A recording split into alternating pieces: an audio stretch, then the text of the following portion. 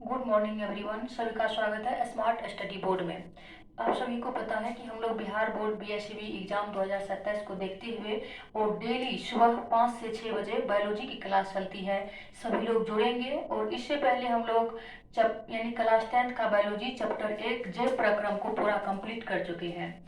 आज हम लोग ब्लड के बारे में जानेंगे और सभी लोग अपने दोस्तों के साथ शेयर भी करेंगे और क्लास में बने रहेंगे। तो चलिए देखेंगे, हम लोग ब्लड के बारे में देखेंगे यानी रक्त के बारे में। आप लोग कमेंट करेंगे और कमेंट में सभी लोग अपना अपना फीडबैक बताते रहेंगे। चलिए देखेंगे हम लोग ब्लड को हिंदी में क्या कहते हैं। आप लोग एक बार कमेंट कीजिएगा कि ब्लड को हिंदी में क्या कहते हैं।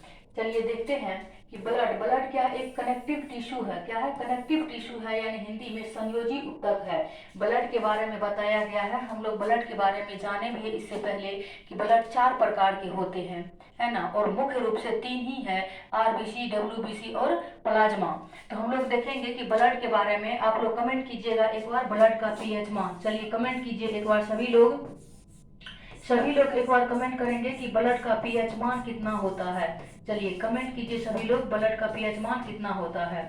कहा आपको कि ब्लड कलेक्टिव टिश्यू यानी कि संयोजी ऊतक है। ब्लड क्या है? एक संयोजी ऊतक है। इसके बारे में देखेंगे। ब्लड का पीएच मान दिया हुआ है यहाँ पे 7 पॉइंट, देखिए 7.35 से 7.45 होता है, इतना के बीच है, माना जाता है आपको 7.4। तो बताइए, हम लोग देखे थे इससे पहली क्लास में कि अम्लीय, क्षारीय और उदासीन के बारे में। अम्लीय का पीएच मान होगा अगर 7 से कम होगा, है ना। अम्ल का पीएच मान यानी अम्लीय का पीएच मान अगर 7 से क्या हो जाएगा आपको?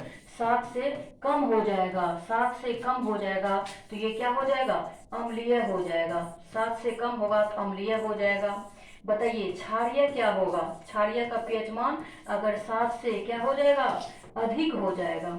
7 से अगर अधिक हो जाएगा तो ये क्षारीय कहलाएगा। अगर 7 ही रहेगा तो ये क्या हो जाएगा? उदासीन हो जाएगा। अगर पीएच मान 7 रहेगा तो ये उदासीन हो जाएगा। देखिए उदासीन कितना पे होगा? अगर पीएच मान 7 रहेगा तो ये उदासीन हो जाएगा। 7 से कम होगा तो अम्लीय हो जाएगा। 7 से अधिक होगा तो क्षारीय हो जाएगा। तो ये 7 से अधिक है 7.4, ये 7 से यानी 7 से अधिक है तो ये क्या हो जाएगा?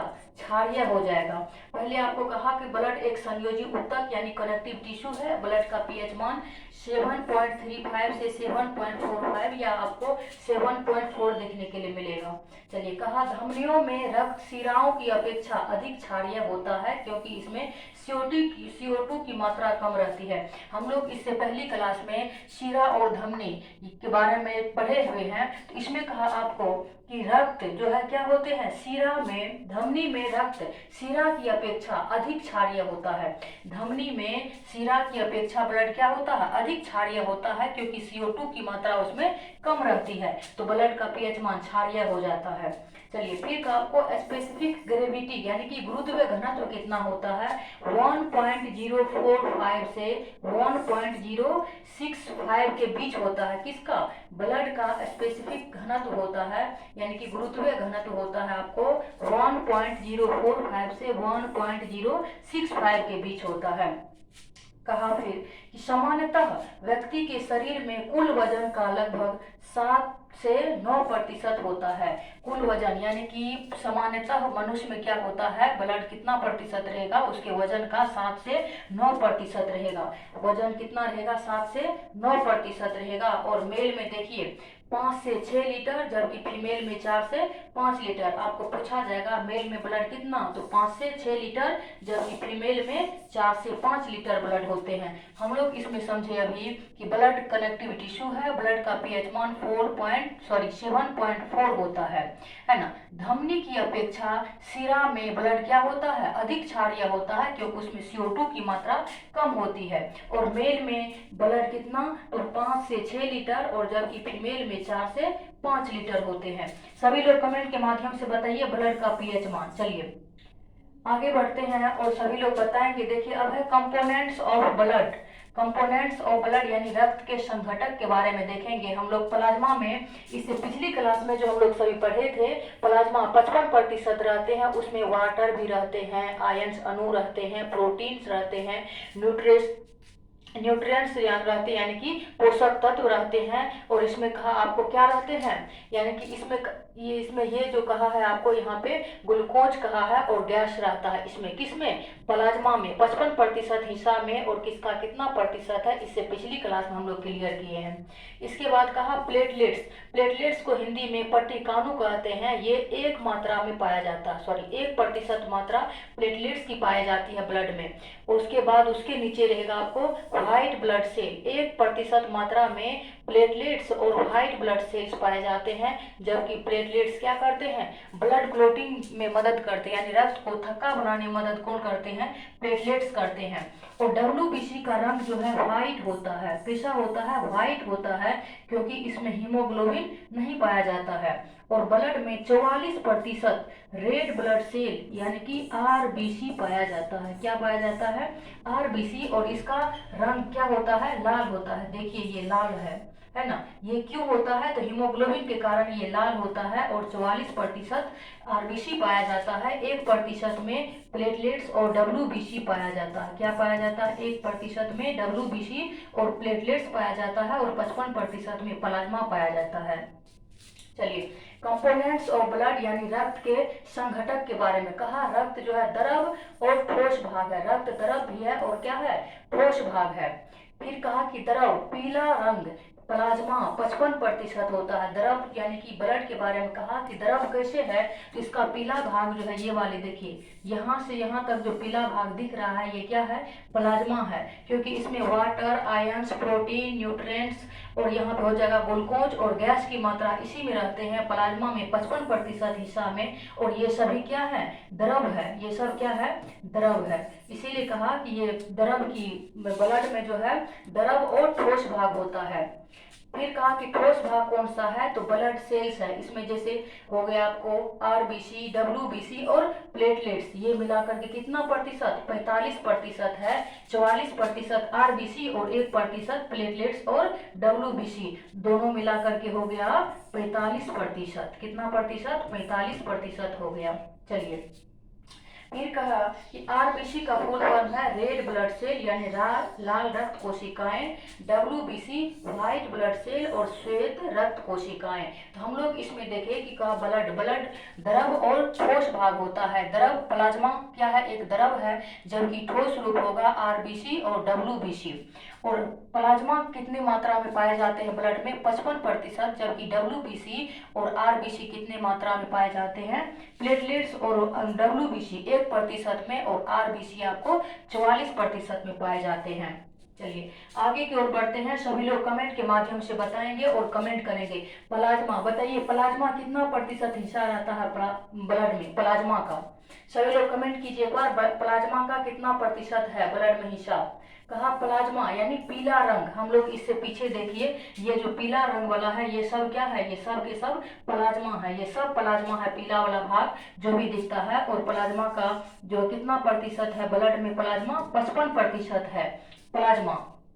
इसके बाद कहा कि प्लाज्मा का रंग कैसा होता है, पीला होता है, हम लोग देखे हैं। और इसमें जल 90% जल की मात्रा होती है। किसमें, प्लाज्मा में 90% जल रहती है। इसके बाद इसमें प्रोटीन जैसे एल्बुमिन्स हो गया, फाइब्रिनोजेंस हो गया, ग्लोब्यूलिन्स हो गया, ये तीनों मिलाकर के 7% होते हैं। फिर कहा कि इलेक्ट्रोलाइट्स 3% एमिनो एसिड और ग्लूकोज और अन्य पोषक पदार्थ तथा ऑर्गेनिक एंड इनऑर्गेनिक लवणों के सूक्ष्मांश होते हैं। इसमें हम लोग देखें कि ये प्लाज्मा 55% प्लाज्मा होता है। 55% ब्लड में प्लाज्मा का हिस्सा कितना है, 55% है। जबकि इसमें से 90% जल रहते हैं। और प्रोटीन जैसे हो गया आपको एल्बुमिन्स, फाइब्रिनोजेंस और ग्लोब्यूलिन्स, ये 7% में पाए जाते हैं। 7% हिस्सा प्लाज्मा में प्रोटीन की होती है, उनमें ये तीनों प्रोटीन पाए जाते हैं। फिर कहा इलेक्ट्रोलाइटिक्स यानी 3% होते हैं। इलेक्ट्रोलाइटिक्स 3% होते हैं।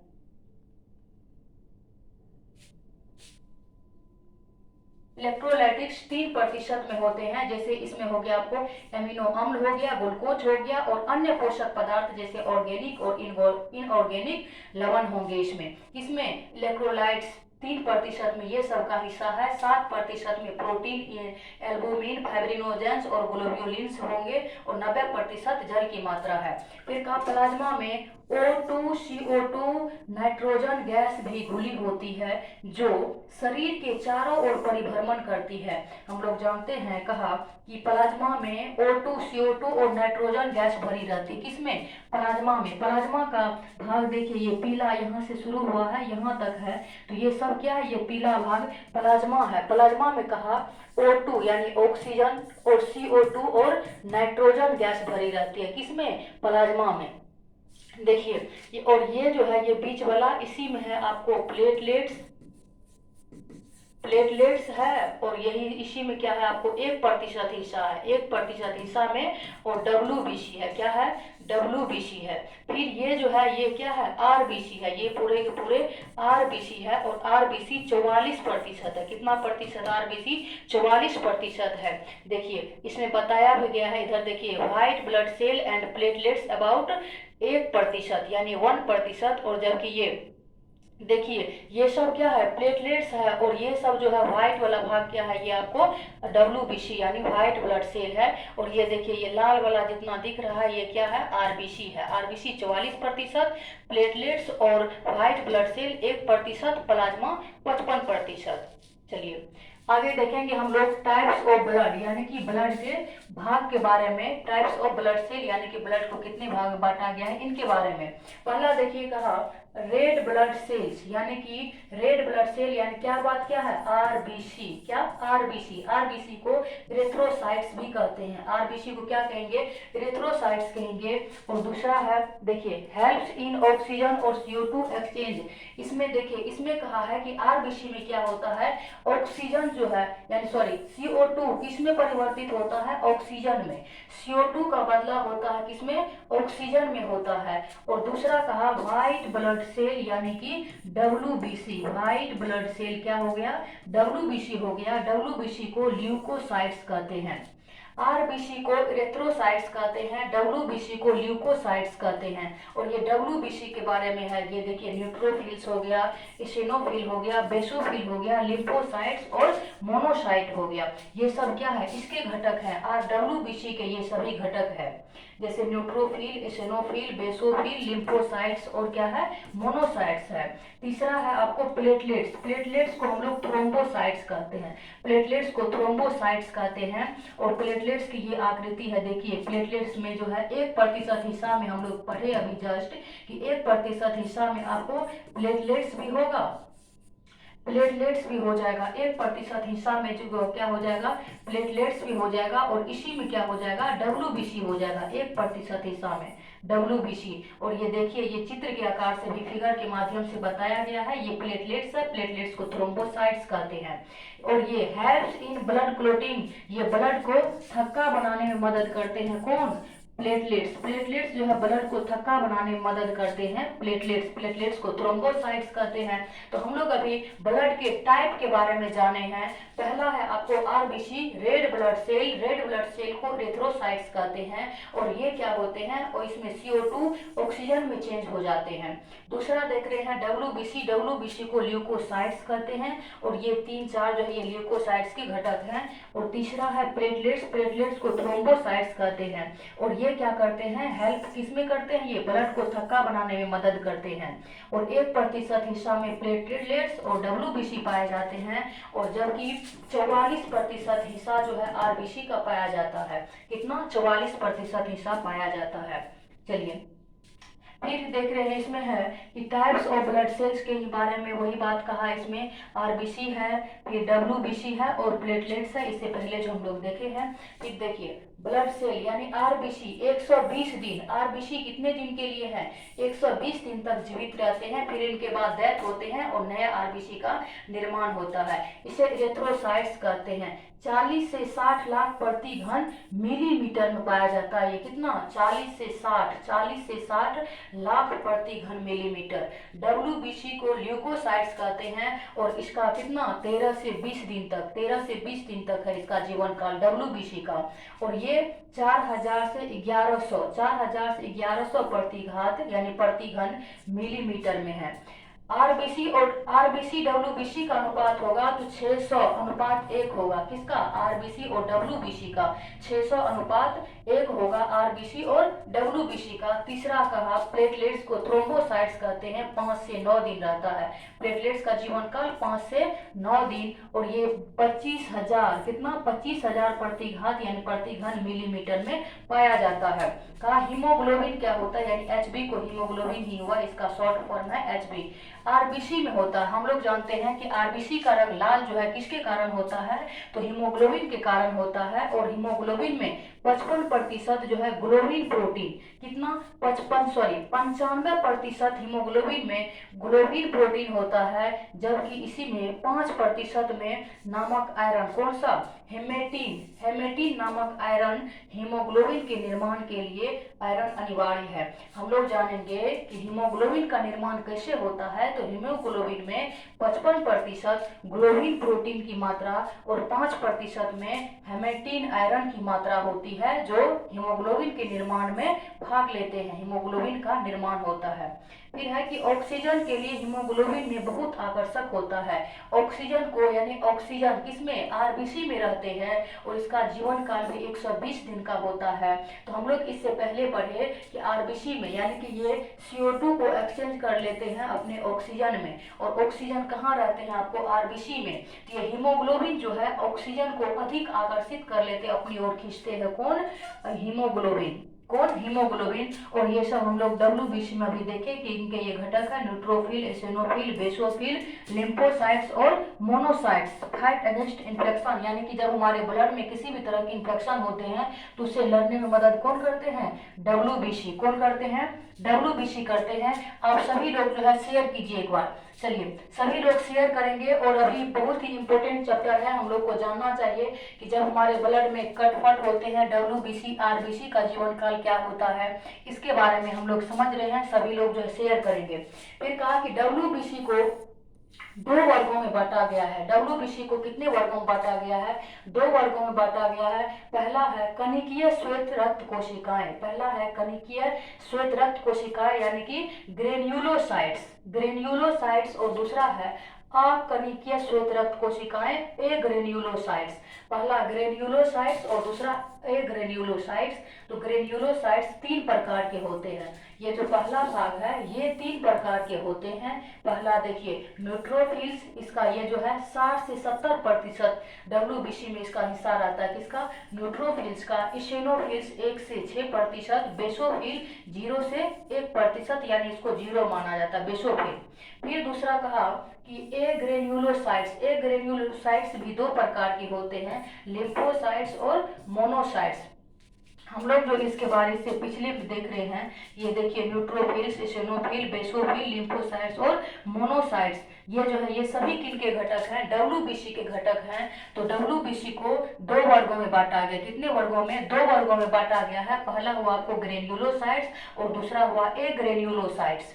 तो पहले बोला कि ग्रेन्युलोसाइट्स 3 प्रकार के, ग्रेन्युलोसाइट्स कितने प्रकार के, ग्रेन्युलोसाइट्स 3 प्रकार के होते हैं। पहला है न्यूट्रोफिल्स का हिस्सा 60 से 70% है, न्यूट्रोफिल्स 60 से 70% है। और दूसरा एसिनोफिल क्या होता है 1 से 6%, बेसोफिल 0 से 1%, यानी 0% कौन, बेसोफिल। डब्ल्यूबीसी को 2 भाग में बांटा गया है, ग्रेन्युलोसाइट, एग्रेन्युलोसाइट्स। ग्रेन्युलोसाइट्स को 3 भाग में बांटा गया है, न्यूट्रोफिल, एसिनोफिल और बेसोफिल। फिर दूसरा है ग्रेन्युलोसाइट्स। ग्रेन्युलोसाइट्स भी 2 प्रकार के होते हैं, पहला लिम्फोसाइट्स और मोनोसाइट्स। 20 से 30% हिस्सा है लिम्फोसाइट्स का और 3 से 5% है मोनोसाइट्स। फिर कह रहे देखिए neutrophils and monocytes are phagocytosis, यानी कि भक्षण क्षमता इसमें होती है, किसमें, न्यूट्रोफिल्स और मोनोसाइट्स में भक्षण की क्षमता होती है, यानी कि फैगोसाइटोसिस की क्षमता होती है, किसमें, न्यूट्रोफिल्स और मोनोसाइट्स में। लिम्फोसाइट्स और एनिली बॉडीज, देखिए इसमें कहा कि लिम्फोसाइट्स और एंटीबॉडीज का उत्पादन करते हैं। कौन कौन करते हैं? ये लिम्फोसाइट्स एनिलोबॉडीज के लिए उत्पादन करते हैं। कौन? लिम्फोसाइट्स करते हैं, जबकि न्यूट्रोफिल्स और मोनोसाइट्स जो है ये भक्षण क्षमता इसमें होते हैं, यानी फैगोसाइटोसिस की क्षमता इसमें होती है। यहाँ पे देखिए different types of white blood cell के बारे में ही बताया गया है। ये क्या है? न्यूट्रोफिल्स है। First to respond to bacteria और वायरस। ये क्या करते हैं? बैक्टीरिया और वायरस को ये इसमें लड़ने का मदद है। बैक्टीरिया और वायरस से कौन? न्यूट्रोफिल्स लड़ते हैं। फिर है eosinophils, known for their role in allergy है, एलर्जी और सिम्पोटम्स, यानी कि कहा कि एलर्जी जो होता है, एलर्जी में लड़ने की मदद किसमें है? स्टेनोफिल में है। फिर है कि basophil, known for their role is asthma नामक बीमारी जो होते हैं ये बेसोफिल। फिर है लिम्फोसाइट्स, ये फिगर है, ये आपको है लिम्फोसाइट्स का।